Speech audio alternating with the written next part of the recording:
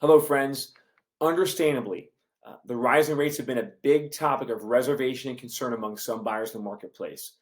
Please know, first of all, my goal, my entire team's goal, is never to pressure and convince someone that they must buy a home, especially if they're wisely on a budget and their budget, their spending plan, says they truly can't afford to do it, where they should pay off consumer debt first and or save for reasonable down payment. I have a heart to teach, to serve and educate people financially and economically. One of the many reasons I love to serve people in the real estate world is that I'm convinced that owning real estate really is the number one historically proven path to building wealth. Also, it provides a massive long term hedge against the always rising, especially these days, inflation, the skyrocketing inflation we're seeing. So, yes, I am convinced that all people should make it a goal to eventually own real estate. For some people, owning real estate may just be a question of when, not if. Getting their financial house in order first, essential. Perhaps being uncertain, maybe how long they might live in a certain area. And for some other people, owning real estate unfortunately just never seems to happen as they stay in the endless and always escalating rent cycles. And ultimately, in doing this, not building personal wealth and equity by investing in something that they own, but rather helping someone else build wealth by paying their mortgage instead.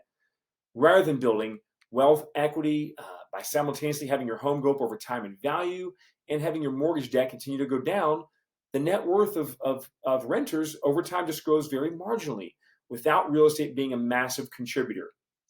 I have also learned over the years when getting to know and serve many people that some people just choose to stay renters.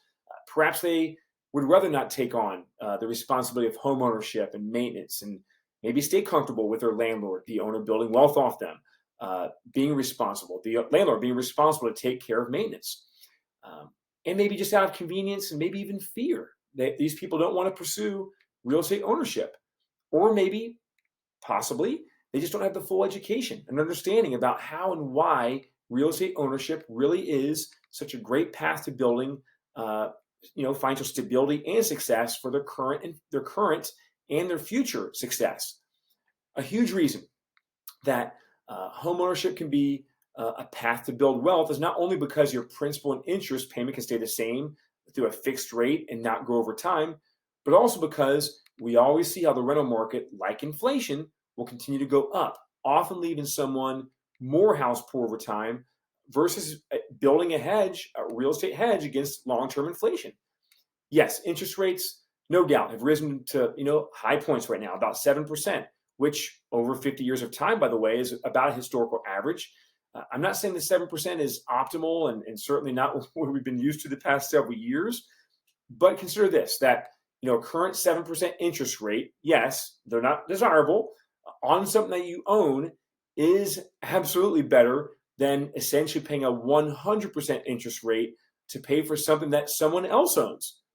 For some people who assume perhaps that they just want to wait until rates go down and then buy, which also would likely lead to more competition and fierce, competitive marketplace conditions.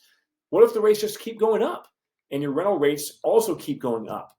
Even though there may be small cycles like the unusual depression of 2008, real estate is ultimately proven to especially go up over time. Maybe the right move for someone is to lock in a reasonably historically low rate sooner than later and eventually refinance down the road after they pay down some of their mortgage and also perhaps if rates go back down. And keep in mind that as real estate rates do continue to go up, your affordability of home purchase price that you may have qualified for at one point would now shift to an even lower price because the rate went up. As I've often heard said, said before as well, marry the home, date the rate. After all, and I've also heard it said before a lot, you don't live with the price, you live with the payment. I really do hope this serves and helps you all in your personal thinking, convictions, in the process.